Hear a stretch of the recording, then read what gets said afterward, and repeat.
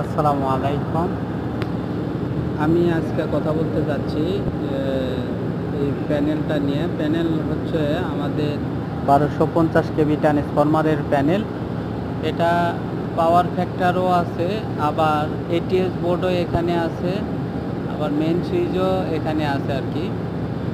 এখান থেকে আমরা গার্মেন্টস পরিচালনা করব, অর্থাৎ যে গার্মেন্টসে আমাদের লাইন সরবরাহের জন্যে দুইটা ট্রান্সফরমার আছে। আর আগে যে ট্রান্সফরমারটা আমরা এই লাইনটা নিতাম, সেই ট্রান্সফরমার ক্যাপাসিটি খুবই কম, যার কারণে আমরা পুনরায় এটা নতুন করে 1200 কেভিএ ট্রান্সফরমার নিয়ে আসছি।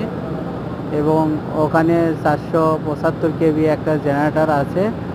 তো এটা দুটার সমন্বয়ে আমরা এই লাইনটা করছি বা এই প্যানেলটা তৈরি করছি। এখানে এটিএস বোর্ডেরও করা হচ্ছে।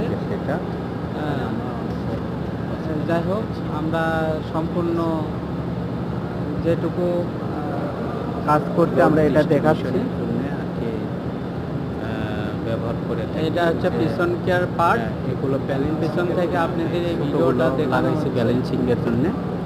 যাই হোক, এগুলো ভিতরে বাসবার আছে। জেনারেটর লাইন নিচে আমরা শর্ট করে চালাইতেছি।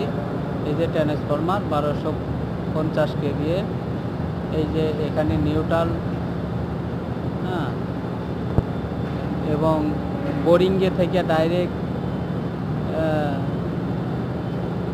আর্থিং নিয়ে এসে নিউট্রালের সাথে কমন করেছি, এবং আবার বোরিং আলাদা করে বোরিং কইরা সেটা বডি আর্থিংয়ের জন্য আমরা ব্যবহার করেছি। যাই হোক, আপনারা যদি কিছু বোঝার থাকে আমাদেরকে জানাইতে পারেন বা প্রশ্ন করতে পারেন। আমাদের কমেন্ট বক্স আছে, আমাদেরকে প্রশ্ন করে আপনারা জানান।